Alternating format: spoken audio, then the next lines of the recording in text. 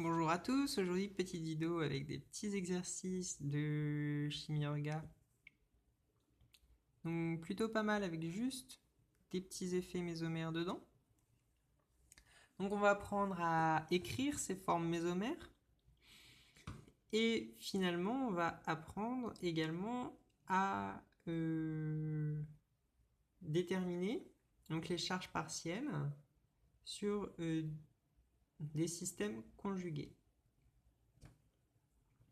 Donc, premier cas, on va écrire les formes mésomères de cette molécule. Donc, cette molécule, on va l'écrire. Donc, les formes mésomères limites, donc elles vont être dues à des déplacements électroniques. Donc, ce qu'il faut voir à chaque fois, c'est de faire, de procéder liaison par liaison. Donc, cette molécule-là, on peut voir cette double liaison-là qui va se rabattre sur cet oxygène, sur ce carbone-là, ou sur ce carbone-là. Ça donnera donc naissance ou à cette forme mésomère-là,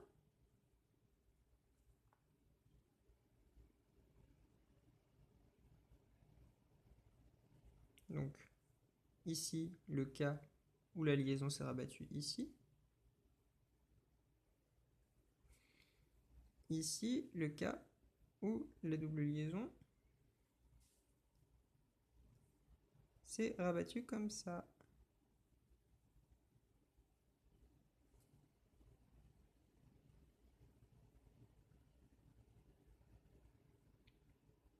Ensuite, qu'est-ce qui peut se passer si on a une charge positive ici? La double liaison va être attirée comme ça. Et on obtiendra alors ceci. La double liaison va venir là. Et ici, finalement, on aura une charge positive. Donc, voilà.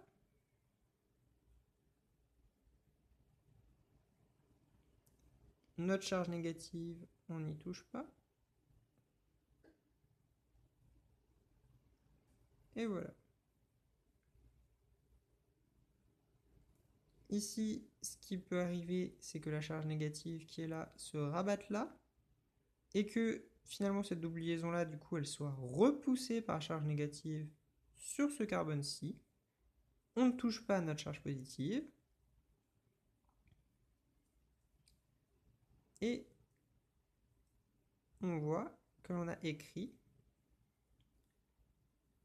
nos formes mésomères limites.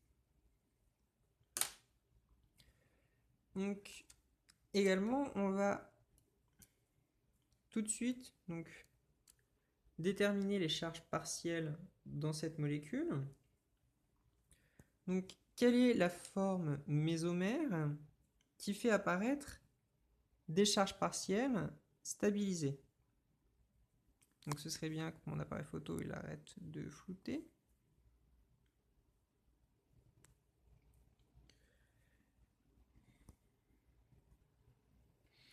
Voilà. Donc, ici, on voit que dans cette forme-là, la charge plus, elle est stabilisée par les trois effets I+, et que la charge moins n'est pas déstabilisée. Tandis que ici, on a une charge moins qui est déstabilisée par trois effets I-, et une charge plus qui n'est pas stabilisée. Donc cette forme mésomère-là, ce sera la forme mésomère qui fera apparaître les charges les mieux stabilisées. Donc avec une charge positive qui se situe dans ce cas-là ici. De ce fait, on attribue une charge partielle positive à ce carbone-ci et une charge partielle négative qui se situe ici.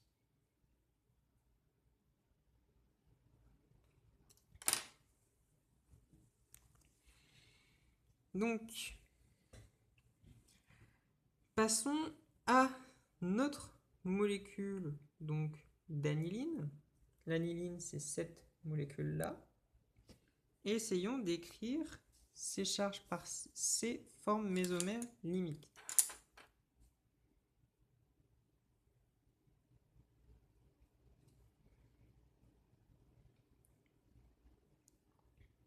Donc, dans ces cas-là, il faut voir que cet atome NH3 possède un doublet non liant.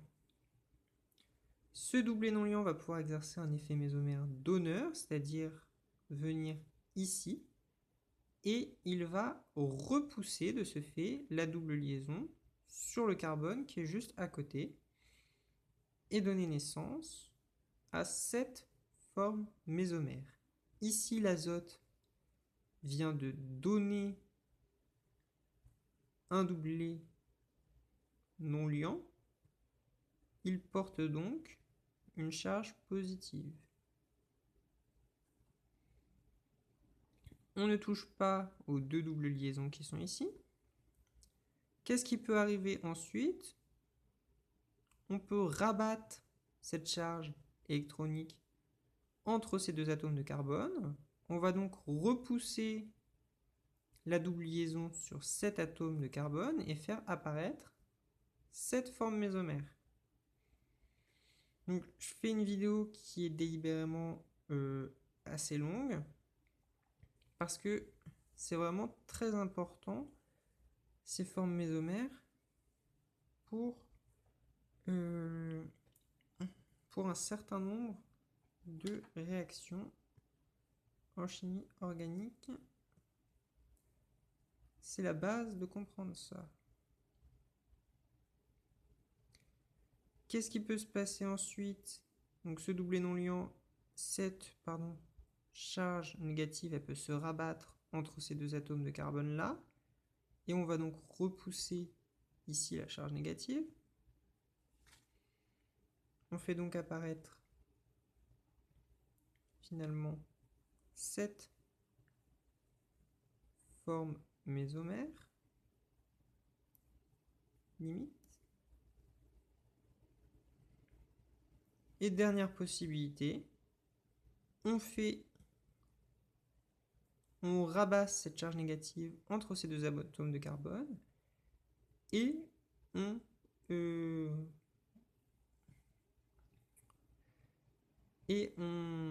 rabat donc la double liaison sur l'azote qui va récupérer son doublet non liant. Et finalement, on a ceci.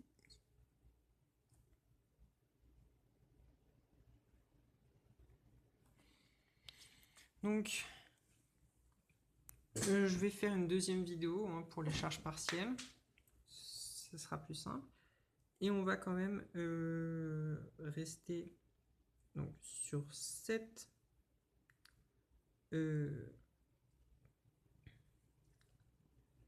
molécule. On va écrire les formes mésomères limites de cette molécule. Donc,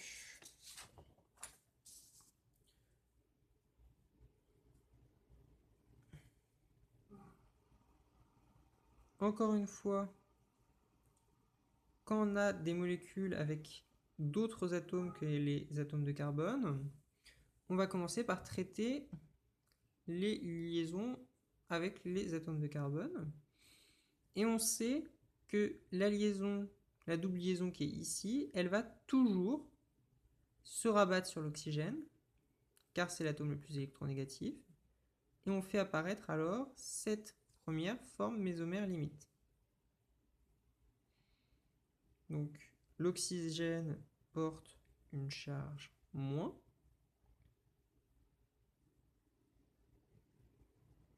Et le carbone qui est ici porte une charge positive.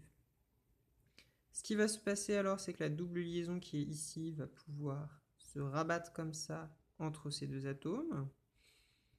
Et cet atome de carbone là va perdre la double liaison et faire apparaître une charge positive.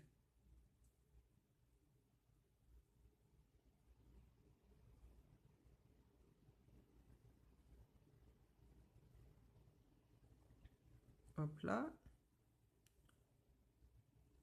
On n'a pas touché à nos deux doubles liaisons qui sont là.